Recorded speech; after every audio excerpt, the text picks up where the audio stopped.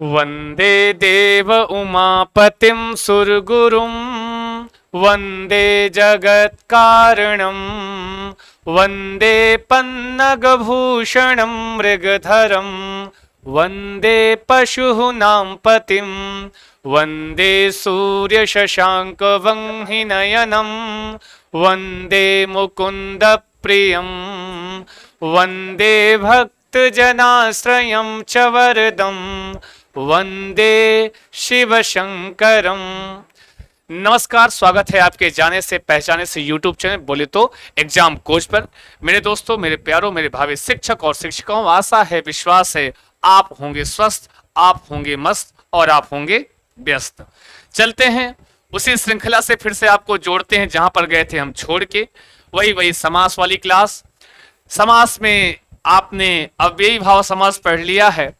हम लोगों ने तत्पुरुष समास की शुरुआत की थी, उसमें भी जो उसके समानाधिकरण और व्यधिकरण तत्पुरुष दो भागों में मैंने बांटा था। फिर जो आपका व्यधिकरण तत्पुरुष था वो मैंने 6 भागों में बांटा था। द्वितीय तत्पुरुष, तृतीय तत्पुरुष, चतुर्थी, पंचमी, षष्ठी और सप्तमी तत्पुरुष समास। तो आज हम लोगों ने जो चर्चा इसके पहले वाले वीडियो में की है वो हम लोगों ने चतुर्थी तत्पुरुष समास की चर्चा की है। एक कमेंट आया था, पहली क्लास जो मैंने अव्ययीभाव समास पढ़ाया है वहां पे 16 अर्थों में मैंने बताया था। कोई वंदना जी ने कमेंट किया था, मैं उसका जवाब दे देता हूं। उन्होंने कहा था सर जो है उसमें, हाँ, उस पहली स्लाइड में एक कम लिखा हुआ है जो 16 अर्थों में मैंने बताया है, लेकिन आप जब YouTube पे उस वीडियो को देखोगे स्लाइड संख्या 5 किनारे लिखा रहता है, ये यहां लिखा रहेगा, ये जो है स्लाइड संख्या 5 में देखेंगी तो वहां पे आपको 16 अर्थों में जो समास होता है पूरा पूर्णतया लिखा हुआ मिला है। इसीलिए कहता हूं बहुत अच्छी बात लगी कि आपने पढ़ा लिखा, जाना, समझा और कमेंट किया। मैं तो सोचता हूं, मैं आप सबको बोलता हूं, आप वीडियो देखो, जो ना समझ में आओ कमेंट बॉक्स में झोंक दो, उसके बाद अगली क्लास में हम झोंक देंगे। भाई साहब देख लेना, यहीं पर स्लाइड संख्या 5 लिखी होगी, उसी में 16 अर्थों में समास लिखा हुआ है, वो 16 आपके सामने है, देख लीजिएगा। फिर भी ना समझ में पुनः कमेंट कीजिएगा, फिर से हम बताएंगे। आपके घर का एड्रेस निकालेंगे, आपके घर में आके बताएंगे, लेकिन आपको बताएंगे जरूर। चलते हैं, शुरुआत करते हैं अगले वाली तत्पुरुष समास से। वो वाला तत्पुरुष समास कुछ ऐसा है, बोले तो कैसा है, बहुत अच्छा है। बोले तो पंचमी तत्पुरुष समास। कौन सा? बोले तो कौन सा बोले तो पंचमी तत्पुरुष समास। कौन सा?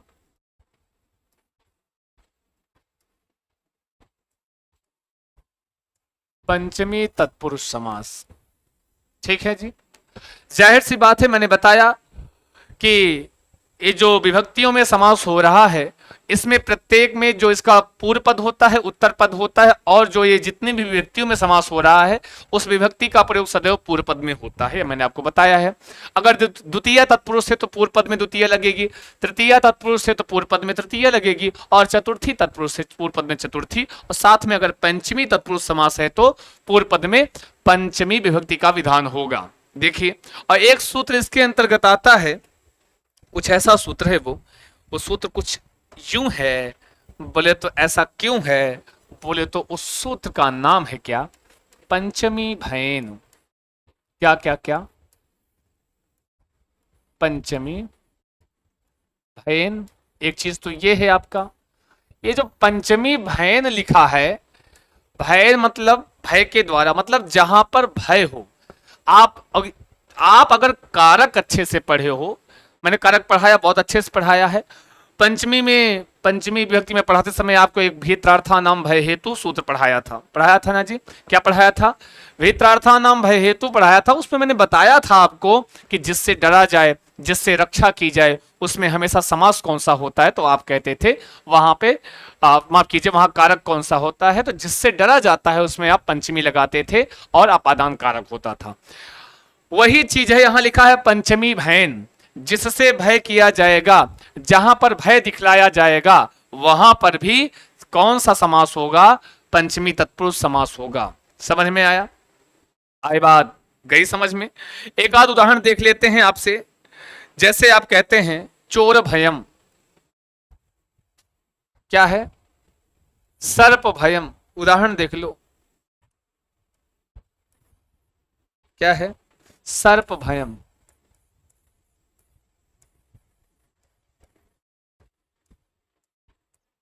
सर्प भयम है, यहां भय शब्द आया है और आपने पंचमी भयन सूत्र पढ़ा है, जहां पर भय लिखा हो वहां पे समझ लेना पंचमी तत्पुरुष समास है। अगर आप इसमें देखोगे, जानोगे, पहचानोगे, सीधे सीधे इसमें क्या आएगा, इसका जब आप विग्रह कर देते हो, विग्रह में कुछ ऐसा है, कैसा है, कहते हैं सर्पात। क्या? सर्पात भय, ठीक है जी, सर्पात भयम। पूर्व पद में हम विभक्ति का प्रयोग करते हैं, पूर्व पद इसमें सर्प है, सर्प में लगाया, और जबकि पंचमी तत्पुरुष पढ़ रहे हैं तो पूर्व पद में क्या लगा दिया, पंचमी, जैसे बालकात, जैसे रामात, जैसे कृष्णात, वैसे ही सर्पात। समझ में आया कौन सा? और ये जो सर्प भयम है, ये कभी कभी आपको इस रूप में भी लिखा रहेगा, सर्प भी। क्या भी मतलब होता है डरना, चाहे सर्प भी लिखा रहे, चाहे सर्प भयम लिखा रहे, याद रखना समास कौन सा, तो हमेशा उसमें पंचमी तत्पुरुष समास के सूत्र से, तो बोले तो पंचमी भयन सूत्र से। अस्तु, किससे? पंचमी भयन सूत्र से। जैसे सिंह भीतः, कुछ एक दो उदाहरण लिख लेते हैं। सिंह भीतः क्या है? सिंह भीतः। अब इसमें देखो, भीतः मतलब डरना, भय शब्द पंचमी भयन से आप यहाँ पे जब भय शब्द आया है, डरा जा रहा है, तो क्या करेंगे, मतलब इसमें समास अगर पूछ रहा है तो पंचमी भयन के माध्यम से आप समझ जाना कि पंचमी तत्पुरुष समास है। और पंचमी तत्पुरुष समास में फिर क्या करते हो, पूर्व पद में ही लगाना होता है पंचमी। पूर्व पद आपका है सिंह, पंचमी लगाओगे तो क्या बन जाता है, बन जाता है सिंघात। क्या बन जाता है? सिंघात। आगे लिखा है भीता, तो आप लिख देते हो सिंघात भीतः। क्या? सिंघात भीता, कोई दिक्कत? राज भयम, राज भयम, जरा इसका बताओ, राज भयम, राज भयम क्या होगा? राज भयम राजा का भय, अस्तु राजा का डर सता रहा है। अरे वाह, पूर्व पद है राज, और राज मतलब राजा, राजा का जब आप पंचमी बनाते हो तो क्या बनता है, तो आप बनता है राज्य। क्या बनता है? राज्य भयम, उत्तर पद को से लिख दो, राज्य भयम। अस्तु, ये सब जहां पर चोरा, व्याघ्र भयम या व्याघ्र भयम, व्याघ्रात भयम, सर्प भी, सर्प भयम, सर्पात भयम, सिंह भीतः, सिंघात भीतः, राज भयम, राज्ञा भयम, ये सब किससे हो रहा है समास? पंचमी भयन सूत्रानुसारेण। इसमें पूर्व पद में आप लगा रहे हो पंचमी विभक्ति और उत्तर पद को ऐसे लिख दे रहे हो, है ना जी? समझ में आया? आगे चलें, चलते हैं आगे। और इसी पंचमी तत्पुरुष समास में एक और आता है, कुछ शब्द जैसे कुछ विशेष शब्द हैं, अपेत, अपोढ़, युक्त, पतित इत्यादि शब्द आते हैं। कभी कभी आपको जब उत्तर पद में ये सब शब्द, ये कुछ शब्द मिल जाए, मैं लिख देता हूं कुछ शब्दों को, कुछ शब्द मिल जाए, जैसे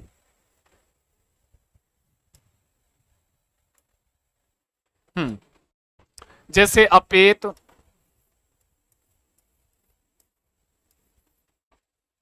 अपोढ़, अपेत, अपोढ़, युक्त, पतित, एटीसी इत्यादि।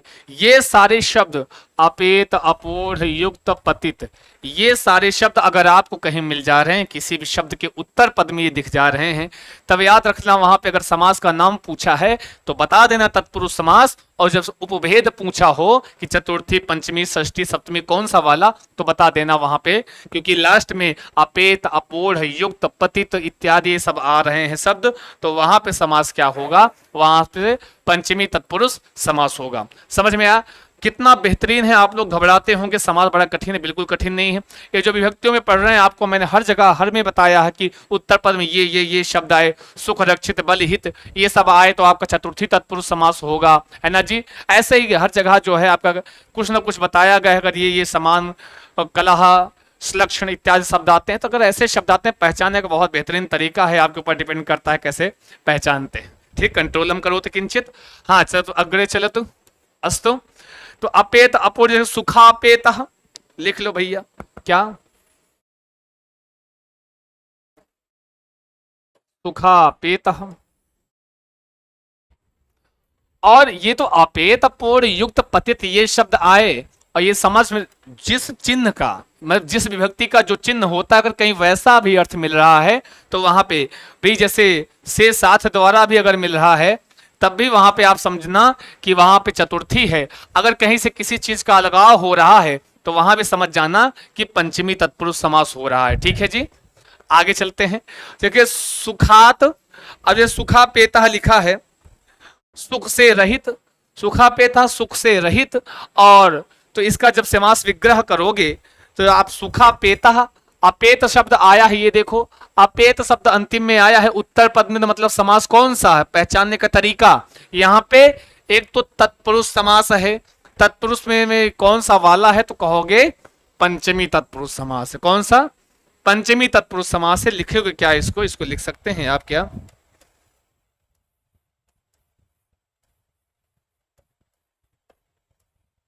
सुखात अपेतः, क्या लिख सकते हैं, सुखात अपेतः। पूर्व पद में मैंने पंचमी लगाया, अपेत को वैसे लिख दिया।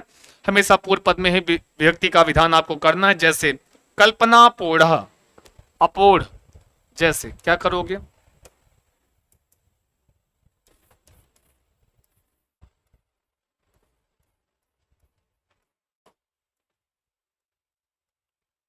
कल्पना पोढ़ है, क्या लिखा है, कल्पना पोढ़ा।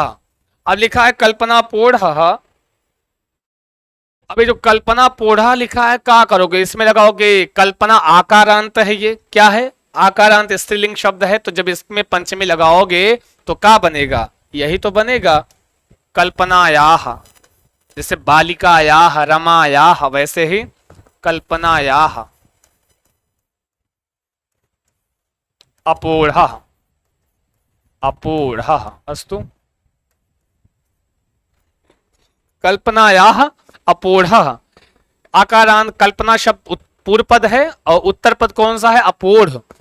उत्तर पद को इसे उतार लेना है, वो पहचानने के लिए है। बाकी जो पूर्व पद में उसमें पंचमी तत्पुरुष समास पढ़ रहे हैं तो पंचमी लगा दोगे। जब आकारांत का है तो कल्पनायाह, रमायाह, बालिकायाह, लतायाह, ऐसे बनता है पंचमी एक वचन में। ठीक है जी, कल्पना से शून्य, कल्पना से शून्य। ठीक है, जैसे या एक क्या है, मार्ग भ्रष्टा, क्या, मार्ग भ्रष्टा लिखा है, क्या लिखा है जी, मार्ग भ्रष्टा, क्या,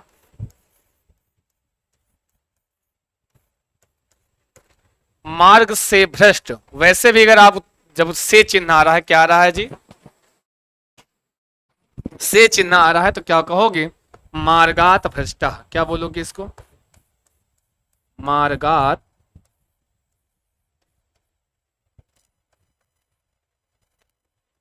भ्रष्टा। क्या है, मार्गात भ्रष्टा लिखा हुआ है, समझ में आया, क्या है, मार्गात भ्रष्टा, मार्ग से भ्रष्ट। पूर्व पद में पंचमी लगाया। जैसे वृक्ष पतिता, देखो पतित शब्दायक नहीं, वृक्ष पतिता, वृक्ष से गिरा हुआ। अब जब वृक्ष से गिर रहा है कोई चीज तो वृक्ष से अलग हो रहा है ना, अलगाव हो रहा है, तो क्या लिख सकते हो, लिख सकते हो अपने पेन से वृक्षात, वृक्षात पतितः, वृक्षात पतितः। कोई दिक्कत, अश्व पतितः, अश्वात पतितः, छोटा कह लो।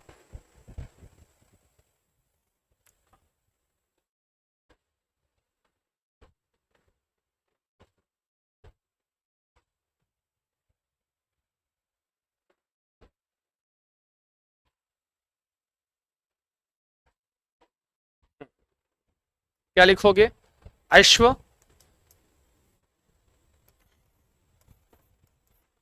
अश्व पतितः,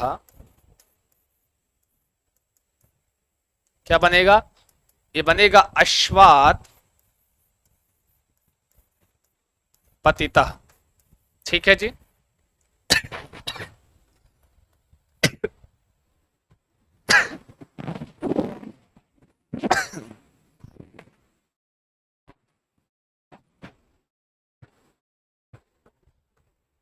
माफ कीजिएगा, ग्रामादागतः, ग्रामाद आगतः, ग्रामागतः, ग्राम। एक ध्यान देना, एक चीज और थोड़ा सा, दो शब्द होते, एक होता है ग्रामगतः, ठीक, गत अत्यस्त ऐसे जब आता है तब भी वहां द्वितीय तत्पुरुष समास।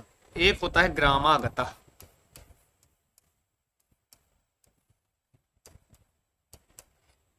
दोनों में अंतर है।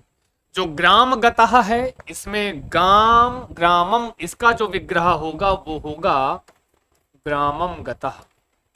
क्या होगा? ग्रामम गतः। तो यहां कहोगे द्वितीय तत्पुरुष समास है। कौन सा है? द्वितीय तत्पुरुष समास है। ग्रामागतः जब लिखा हो तो इसका जो विग्रह होगा वो होगा ग्रामाद आगतः। क्या होगा? ग्रामाद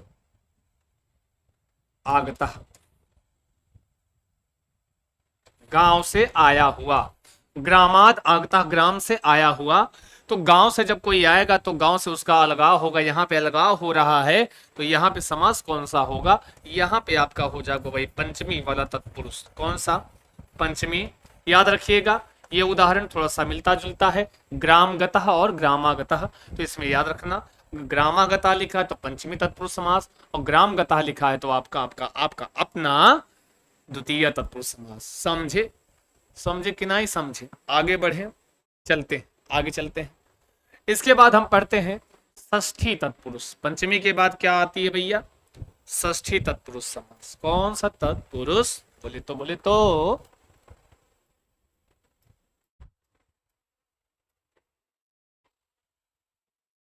षष्ठी तत्पुरुष समास। ठीक है जी।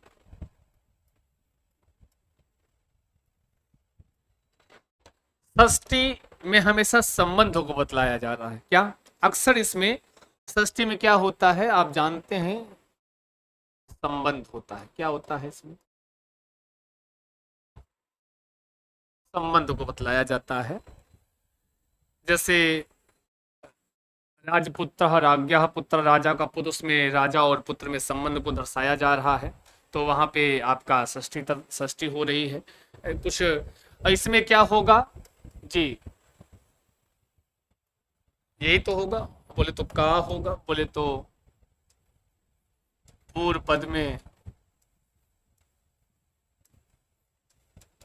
षष्ठी विभक्ति लगेगी। ठीक है, पूर्व पद में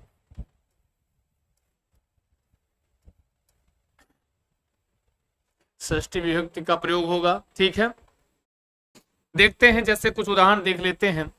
और क्या है इसमें? संबंध को बतलाया ही जाता है।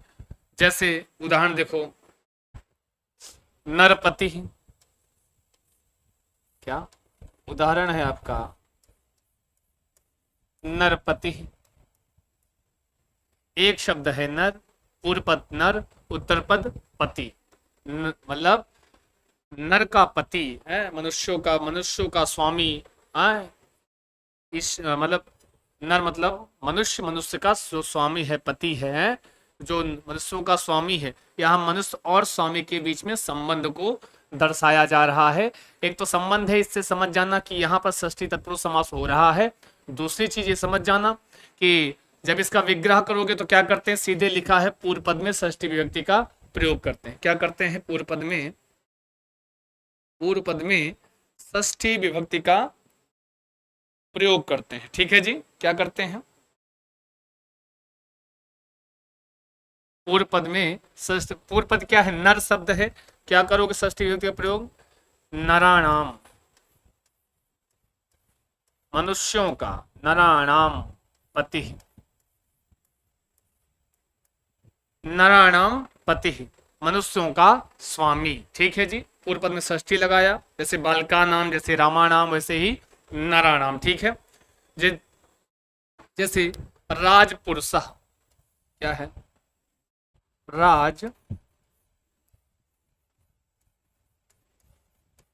राजपुरुष। ठीक है, जैसे आपका है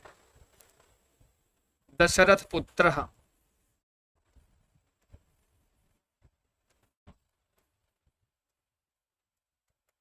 जैसे है आपका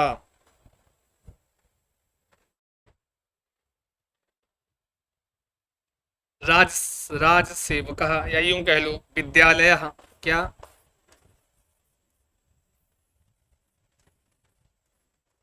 विद्यालय। जैसे सीतापति। क्या?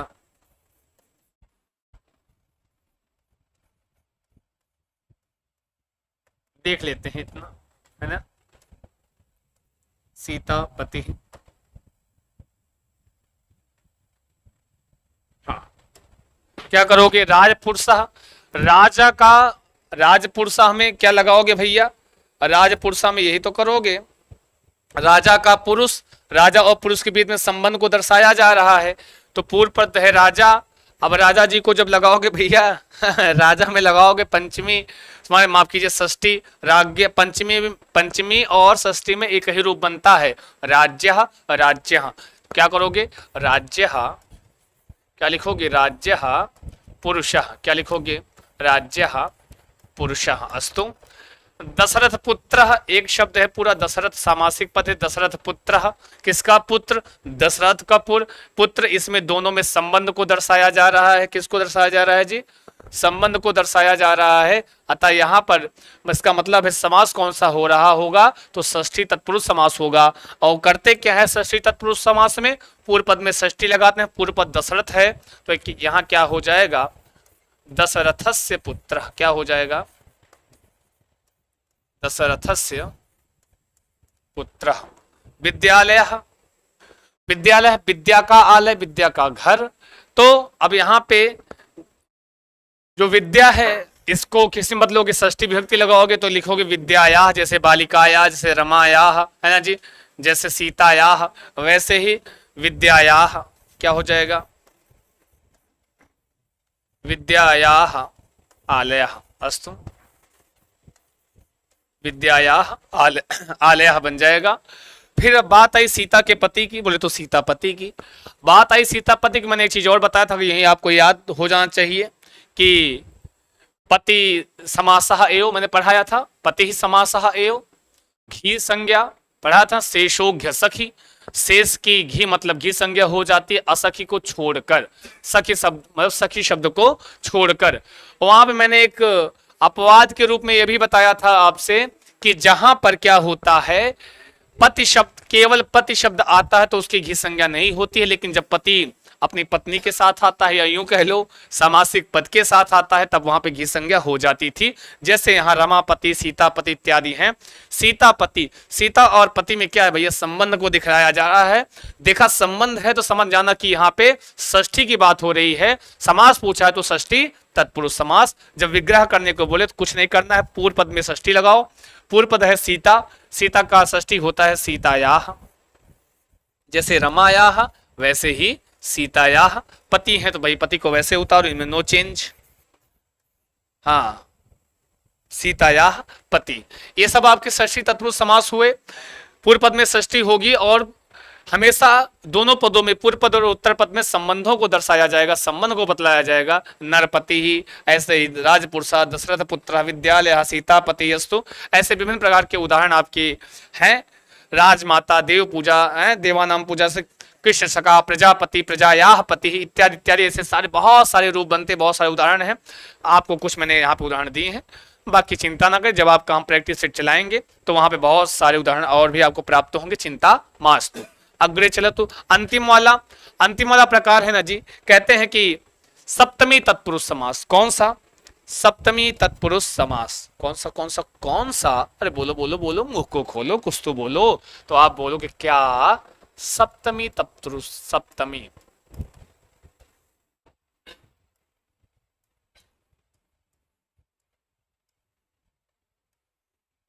सप्तमी तत्पुरुष समास, ठीक है।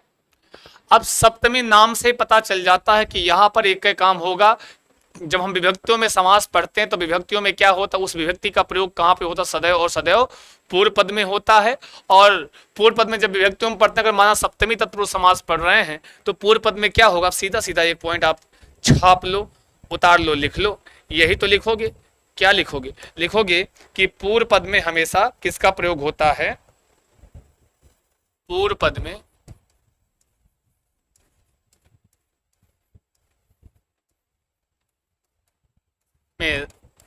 सप्तमी विभक्ति का प्रयोग।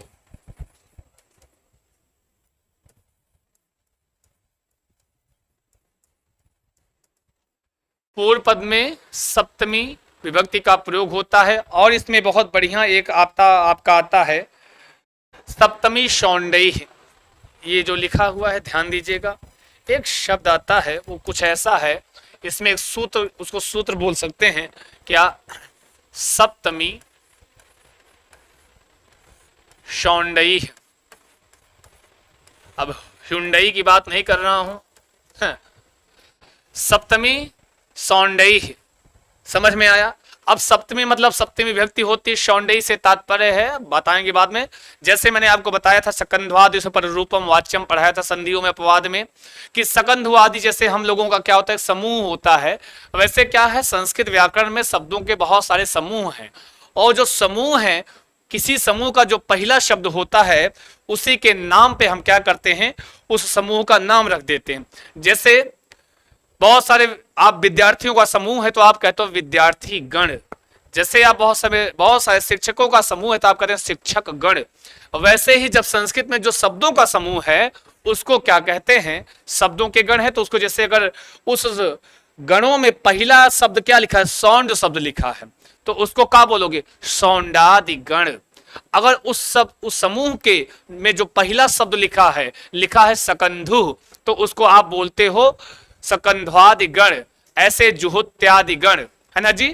पहले शब्द के नाम पर उस समूह का नाम पड़ जाता है। ऐसे यहां पर ये जो सौंड शब्द है, सौंड मतलब चतुर, है ना जी, तो ये जो सौंड शब्द है, तो ये समझ लेना कि जो सौंड शब्द है इससे किसी भी समूह का, किसी शब्दों के समूह का सानिध्य कर रहा है, नेतृत्व कर रहा है, तो कहते हैं इसका मतलब यहां लिख लो सौंडादि गण। क्या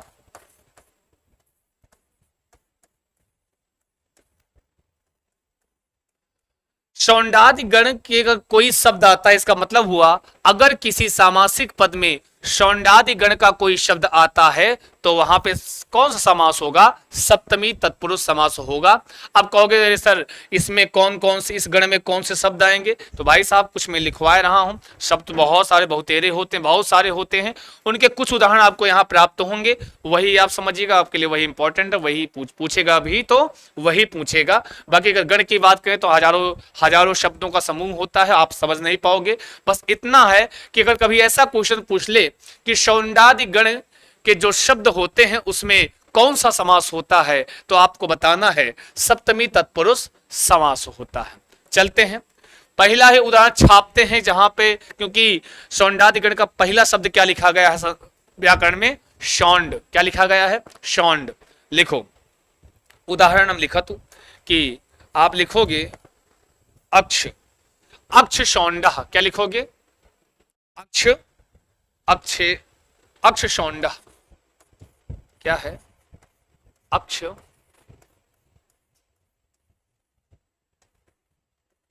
शौंडा।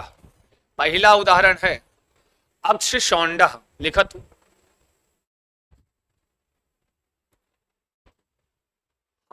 अब छापो और बताओ अक्ष शौंडा। अक्ष मतलब होता है, जब देखा आपने उत्तर पद में शौंड शब्द आया है, शौंड शब्द जो है, और पहले सूत्र सप्तमी शौंडई से पता चल गया कि शौंड शब्द आएगा, तो ये समझ जाना वहां पे सप्तमी तत्पुरुष समास है। और सप्तमी तत्पुरुष समास है, सप्तमी का जब विग्रह करोगे तो क्या करोगे, जो पूर्व पद होगा उसी में लगाना है। पूर्व शब्द क्या है, अक्ष है, तो लगाओ और लिखो अक्षेषु। क्या लिखोगे, अक्षेषु शौंडा। क्या, अक्षेषु शौंडा। जैसे आप लोग बड़े शौंड हैं, कहाँ हैं, बड़े शौंड हैं, कभी गलती से किसी को कह मत देना, मतलब बहुत चतुर हैं, जहां वीडियो अच्छी लगती है वहीं देखते हैं, मतलब एग्जाम कोच वाले अच्छा पढ़ा रहे हैं तो नहीं देखोगे ना, तो वैसे ही आप, जैसे आप बड़े सौंड हैं वैसे हम लोग बड़े सौंड हैं, वही पढ़ाते हैं जो आपको अच्छा लगे। ठीक है जी, तो आप इसका अपने यहाँ प्रयोग भी कर सकते हैं, अपने दोस्त को, अपने मित्र को, अपने मित्राणी को आप बोल सकते हैं कि आप बड़े शौंड हैं। कभी बोल के देखिएगा संस्कृत में, आप बड़े शौंड, आप बड़े चतुर हैं। अक्षेष मतलब होता है, जानते द्यूत क्रीड़ा, जो आप पासा वासा खेलते नहीं हैं उसको बोलते हैं अक्ष। ठीक है जी, उसको खेलने में बहुत शौंड हैं, बड़े चतुर हैं, वही यहां लिखा गया अक्षेषु शौंडः। समझ में आया। जैसे युद्ध निपुण, क्या है, युद्ध,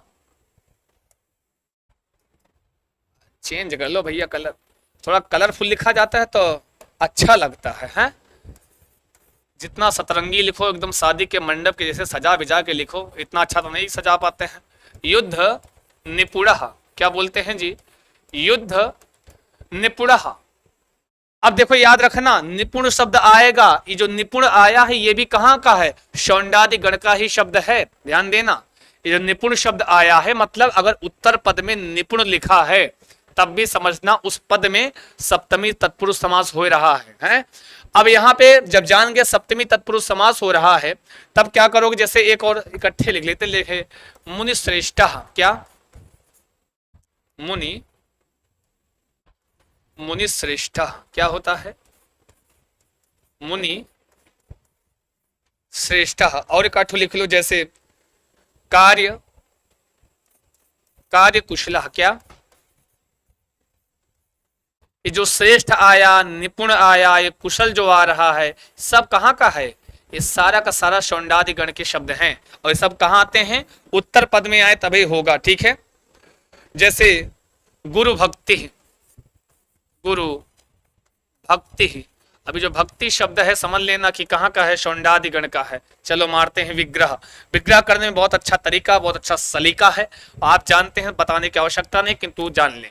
जैसे निपुण शब्द आया, समझ गए, जब सप्तमी तत्पुरुष समास हो रहा है, कुछ नहीं करना, भाग आओ आपके पूर्व पद में, पूर्व पद में उठा के झोंक दो, क्या? सप्तमी युद्ध है तो क्या हो जाएगा? युद्धे। क्या हो जाएगा? युद्धे। बाकी जो उत्तर पद है उतार लो, छाप लो, ऐसे same to same, no change, है ना जी? युद्धे निपुण, ये होगा इसका विग्रह। कितना आसान है, जुआर से पढ़ोगे, तरीके से सलीके से पढ़ोगे, टेक्निकल पढ़ोगे तो याद रहेगा, और रट्टा मारोगे पक्का भूल जाएगा, मैं बता रहा हूं। मुनि श्रेष्ठा है। अब मुनि, अभी जो श्रेष्ठ शब्द आया इसका मतलब ये भी कहाँ का है? शौंडादि गण का है, तो मतलब सप्तमी तत्पुरुष समास हो रहा है। और जब सप्तमी तत्पुरुष समास हो रहा है तो पूर्व पद में सप्तमी लगाना है। मुनि शब्द है, क्या बनाओगे? मतलब मुनि श्रेष्ठा, मुनियों में श्रेष्ठ, तो लिखोगे मुनिषु श्रेष्ठ। इसका जो विग्रह होगा क्या होगा? जैसे हरि शब्द इकारांत है, मुनि शब्द भी इकारांत है, हरिषु बनता है सप्तमी, वैसे भी मुनि का क्या बनेगा? मुनिषु बनेगा। क्या बनेगा? मुनिषु। आगे जो उतार लो उत्तर पद को सीधे से, मुनिषु श्रेष्ठ अस्तु। फिर कार्य कुशलः लिखोगे कार्ये कुशलः, क्या लिखोगे? कार्ये कुशलः, कार्य में कुशल अस्तु। गुरु भक्ति, अब लो, अब पूर्व पद क्या है? गुरु है, और गुरु का पंचमी में क्या बनेगा? गुरु गुरुम गुरुणा गुरवे, गुरोह गुरोह गुरो गुरो। ऐसे तो पढ़ाया जाता है ना जी, पता आपको भी इसे रटवाएंगे, चिल्लवाएंगे, और आप ऐसे चिल्लाएंगे, मतलब गा गा के बोलेंगे क्या? तो गुरु में लगाओ पंचमी, सॉरी माफ की षष्ठी, पंचमी और षष्ठी में एक रूप बनता है गुरोह गुरोह। क्या बनेगा? गुरोह। आगे पीछे वाला वैसे उतारो, गुरोह भक्ति अस्तु। आई बात गई समझ में? ये आपके कुछ महत्वपूर्ण उदाहरण है सप्तमी तत्पुरुष समास के। यहाँ पे विभक्तियों में समास हो जाता है खत्म। फिर एक कदम और आगे बढ़ाइए, जब विभक्तियों में समास खत्म हो जाते हैं, जो तत्पुरुष इसका जो सिलसिला है थोड़ा सा बड़ा है। अब इसके उपभेद भी आते हैं, इसके क्या आते हैं? उपभेद भी होते हैं। कुछ एकाध उपभेद जो थोड़ा आपके लिए इंपॉर्टेंट हो सकते हैं, है ना जी? तत्पुरुष समास, क्या? किसके? तत्पुरुष समास के उपभेद, किसके?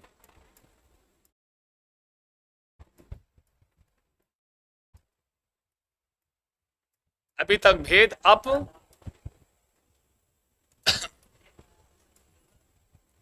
के उपभेद,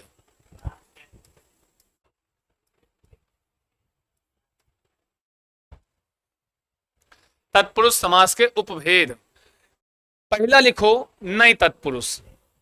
कौन सा तत्पुरुष? बोलो बोलो बोलो। पहला लिखो नई तत्पुरुष समास। कौन सा?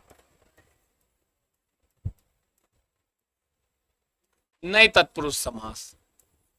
बहुत बढ़िया तत्पुरुष है ये, नई तत्पुरुष समास।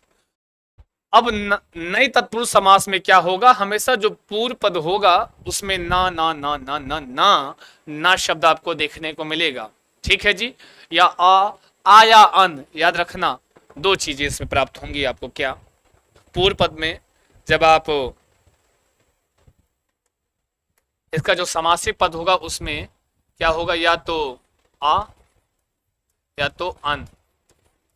ठीक है जी, आ या अन प्राप्त होगा। जो सामासिक पद होगा उसके पूर्व में, जैसे अनागतः है ना जी, अब्राह्मण इत्यादि, ऐसे ही आपको आ और अन प्राप्त होगा। समझ जाना कि वहां ऐसी ध्वनि आएगी शुरुआत में पूर्व पद में, समझ जाना कि वहां पे नए तत्पुरुष समास हो रहा है। कुछ उदाहरण आपको मैं देता हूं, जैसे पहला ही छापो, लिखो अनागतम। क्या? अनागतम। जैसे आपका है अब्राह्मण,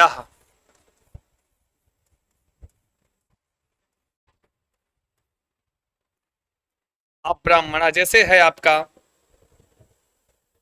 अनर्थः। क्या है? जैसे अनर्थः। जैसे आपका है अनुचितः। क्या? अनुचितः। जैसे आपका है अनीश्वरः। क्या है? अनीश्वरः। अस्तु। अब जैसे अनागतम, अनागतम है भैया, तो क्या लिखोगे? इसका जो विग्रह करोगे आप, क्या करोगे? अनागतम को क्या लिख सकते हो? ना आगतम। क्या लिखोगे? नए तत्पुरुष समास है ये, तो आ या अन, इधर कहीं अन आया है, कहीं आ आया है, कहीं अन आया है, कहीं अन आया है, फिर कहीं अन आया, तो अन आ ऐसे ही शुरू में अनागतम, अब ब्राह्मणा, अनर्था इत्यादि, अनुचिता इत्यादि, अनीश्वरा, ये सब आ रहा है। तो क्या? ना आगतम। और कहां अन आएगा, कहां आ आएगा, इसका भी सलीका भी समझ लेना। ना आगतम नए तत्पुरुष समास, न आगतम नए तत्पुरुष समास, अनागतम। अगर जब तो विग्रह में ना शब्द के बाद, ना शब्द के तुरंत बाद अगर क्या आ रहा है, ध्यान दीजिएगा, अगर स्वर आ रहा है तो जो उसका सामासिक पद होगा वो आगतम नहीं होगा, वो अनागतम होगा, वहां पर अन होगा। कब? जब विग्रह में ना के बाद स्वर आ रहा है तब। अब जैसे अब्राह्मणा, ना ब्राह्मणा, ना ब्राह्मणा। अब अगर ना शब्द के बाद कोई व्यंजन वर्ण आ रहा है, याद रखना, ना के बाद कोई व्यंजन वर्ण आ रहा है तो उसका जो सामासिक पद बनेगा वो हमेशा आ से बनेगा, वहां ना अन नहीं होगा।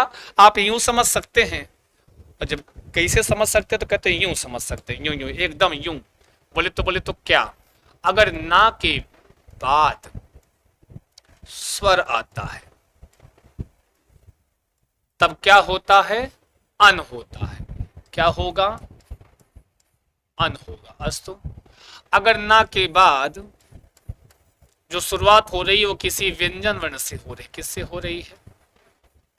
व्यंजन से हो रही है, तब क्या होगा? सामासिक पद में आ होगा। याद लो, कर लो, दिमाग में रख लो, जैसे अपने मित्र को याद करते हैं वैसे इसको याद कर लो। ना के बाद स्वर आया है तो अन, ना के बाद व्यंजन आया है तो आ होगा। ये तरीका है, सलीका। जैसे यहाँ पे अनर्थ, ना अर्थ, यहाँ क्या है? यहाँ क्या होगा? ना अर्थ अनर्थ। अस्तु। ना अर्थ अनर्थ। समझ में आया? ना अर्थ अनर्थ।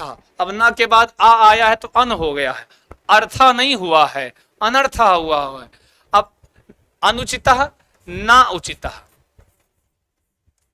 ना उचित, अनुचित। अस्तु। ना उचित, अनुचित, अनुचित, ना उचित। ना के बाद उ आया है, इसका मतलब यहाँ पे अनु, मतलब तो अन होगा। क्या क्या होगा?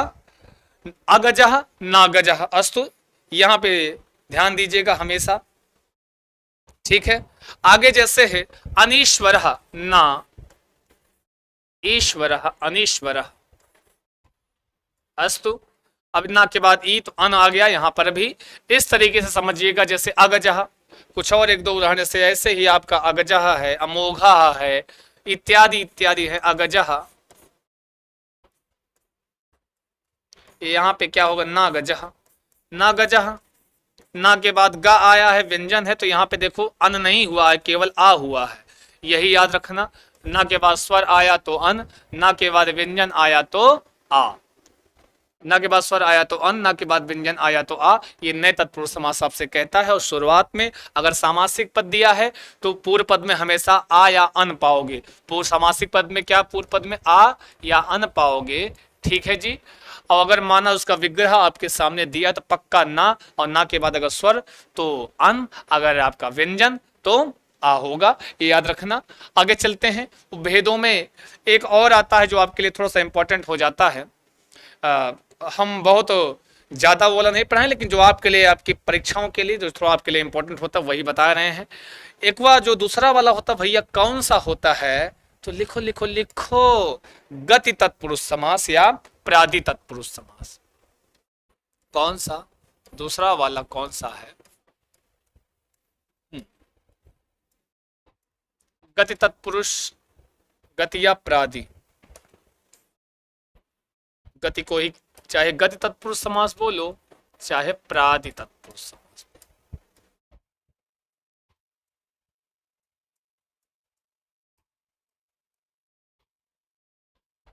गति तत्पुरुष समास या प्रादि। अब किसी भी समासिक पद के पूर्व पद में कु क्या क्या क्या लिखो, कुछ लिख लो। कु, पुरी, प्रा, आदि आदि शब्द आए।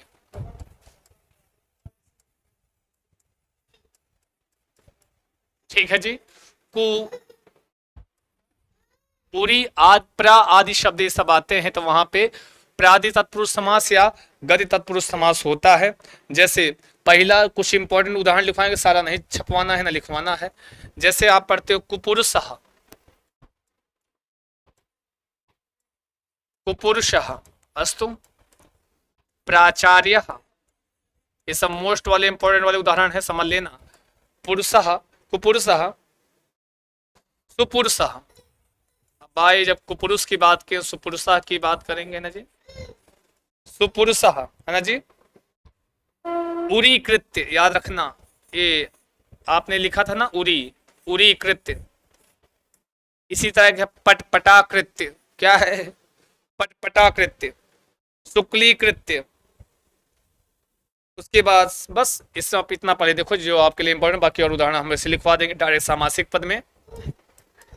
जैसे लिखा है कुपुरुषः, तो इसका जो आपका विग्रह होगा वो हो जाता है क्या, जहां कु आया है वहां कुत्सित शब्द का प्रयोग करोगे। क्या करोगे? कुत्सित शब्द का। तो आप लिखते हो क्या, कुत्सितः पुरुषः। क्या लिखते हैं आप? कुत्सितः पुरुष, पुरुषः। प्राचार्य याद रखना, वेरी इंपॉर्टेंट, वेरी आईएमपी लिख लो भैया। ये ऊपर के दोनों महान इंपॉर्टेंट हैं भैया, उसी श्रेणी में आते हैं। क्या है लिखा है? प्राचार्य, तो इसको आप लिखते हो क्या, प्रगतः आचार्य। क्या लिखते हो? श्रेष्ठ आचार्य। प्रगतः मतलब श्रेष्ठ आचार्य की बात की जा रही है। प्रगतः आचार्य प्राचार्यस्तु। जैसे आपका है सुपुरुषः, सुपुरुषः तो कहते हैं शोभनः पुरुषः, अच्छा पुरुष। सु मतलब अच्छा, तो यहाँ क्या है, शोभनः पुरुषः। क्या हो जाएगा?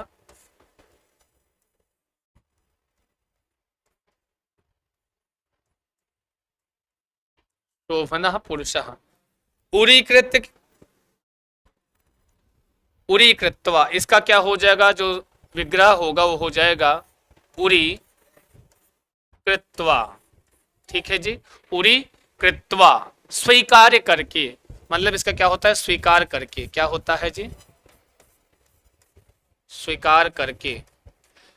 शोभनम पुरुष, अच्छा पुरुष। प्रगता, श्रेष्ठ, इसका मतलब क्या होता है जी, श्रेष्ठ आचार्य। क्या होगा जी, श्रेष्ठ आचार्य। ऐसे ही कुछ हम सामासिक पद में ही लिखवा दे रहे हैं कुछ और उदाहरण। जैसे इसी में है आपका शुक्लीकृत्य। क्या है? शुक्लीकृत्य, पटपटाकृत्य, पटपटाकृत्य, पटपट की ध्वनि जो होती है उसी को कहते हैं पटपटाकृत्य। प्रवीरः, क्या प्रवीरः।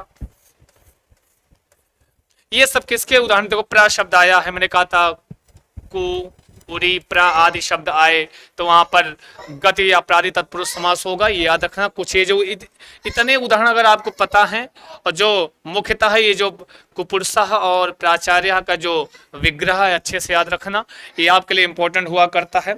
समझ में आया? ठीक, एक और देख लो, इसी का भेदोपभेद में आओ, थोड़ा सा एक कदम बढ़ते हैं तो क्या कहते हैं क्या कहते यही है कि अलुक तत्पुरुष समास। कौन सा? अलुक तत्पुरुष समास।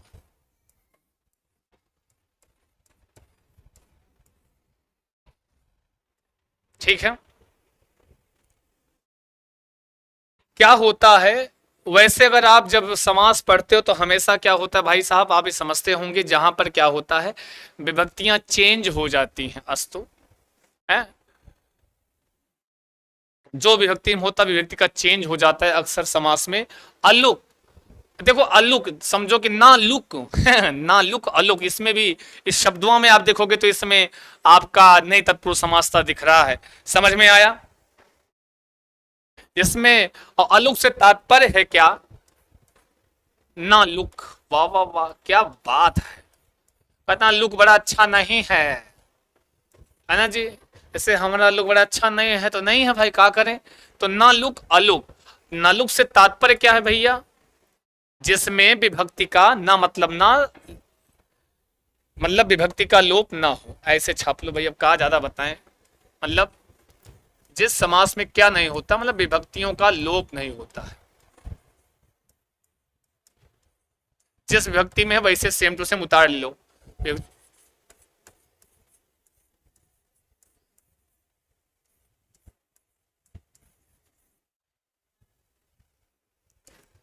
विभक्तियों का लोप ना हो। अलुक तत्पुरुष समास में सीधे एक चीज बात है, एक ही है कि इसमें क्या होता है, विभक्तियों का लोप नहीं होता है, जैसे है वैसे आप लिख लेते हैं। समझ में आया? चलते हैं, देख लेते हैं थोड़ा सा कुछ इसके उदाहरण है, उदाहरण छाप लेना। केवल इन सब में वैसे आपसे कभी विग्रह नहीं पूछता है, नहीं पूछता है तो नहीं पूछता है, आपको केवल और केवल उदाहरण छाप देना। केवल सामासिक पद पूछता है, लेकिन जैसे लिखा है आत्मनेपदम, क्या लिखा है?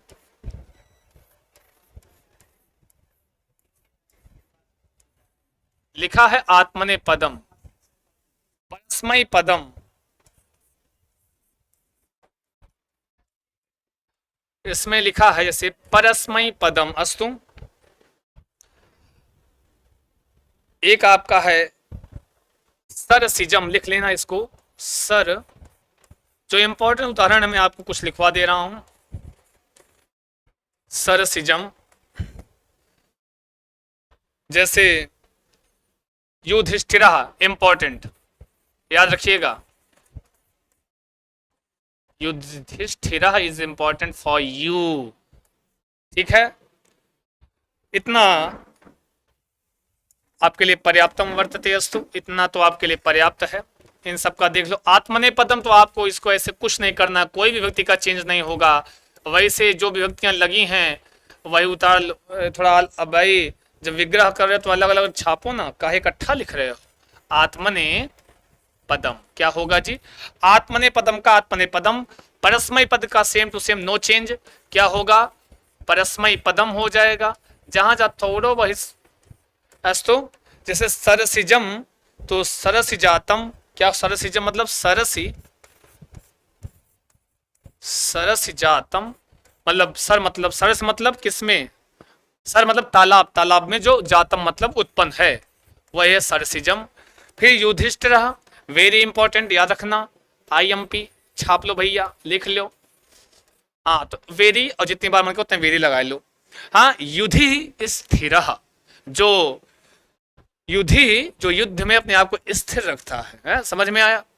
संयम जिसको कहते हैं, आप ऐसा करते हैं क्या? युधि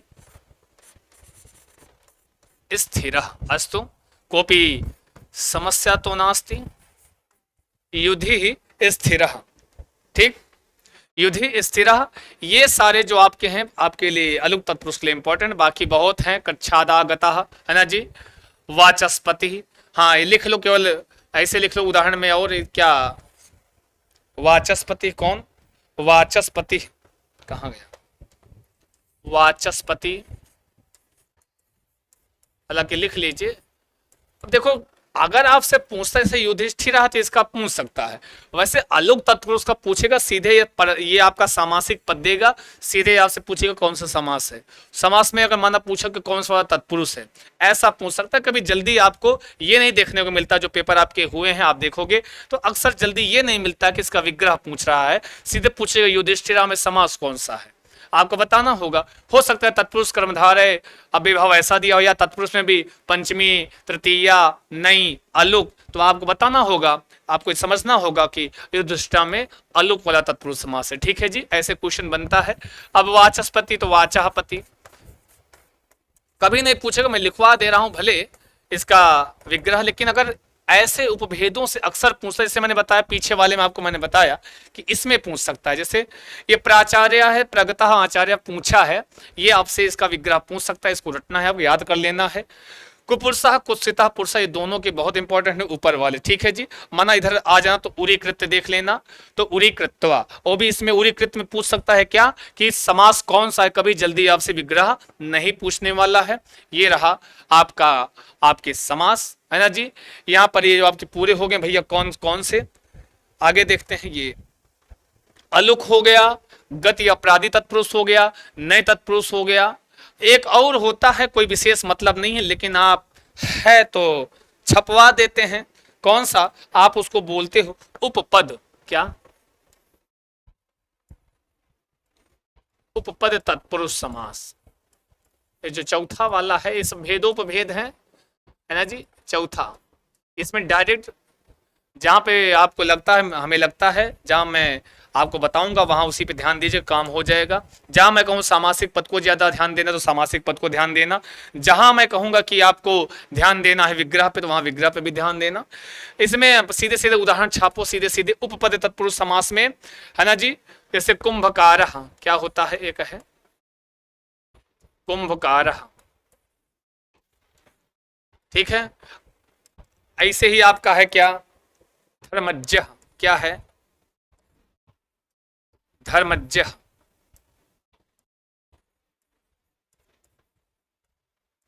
धनदः है, कंबलदः, जैसे क्या है?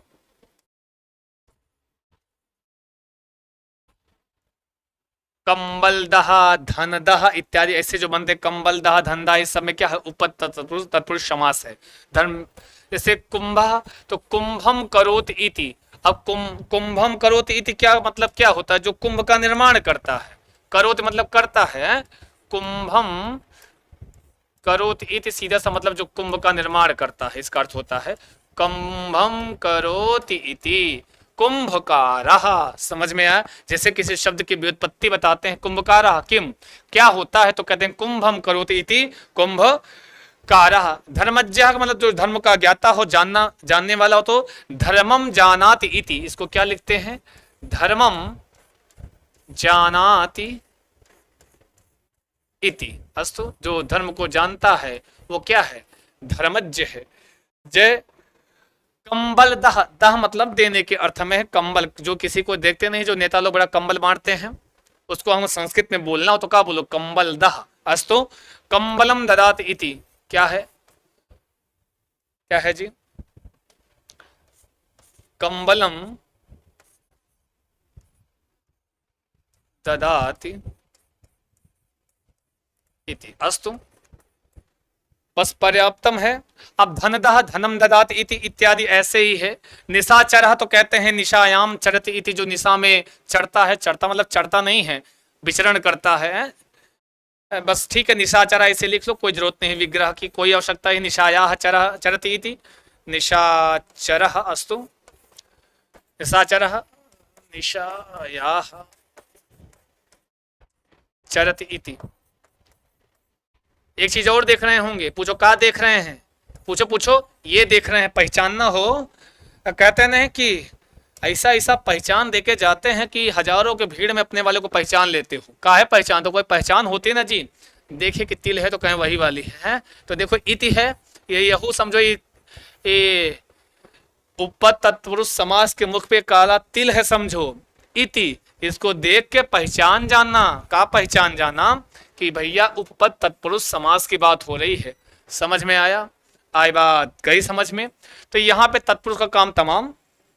आगे जो पढ़ेंगे अगली वीडियो में देखेंगे, नहीं वीडियो बहुत लंबी हो जाएगी। चलते हैं, मिलते हैं अगले एपिसोड में ऐसे ही। तब तक के लिए लेते हैं आपसे विदा। नमस्कार, शुभम भूयात सर्वदा।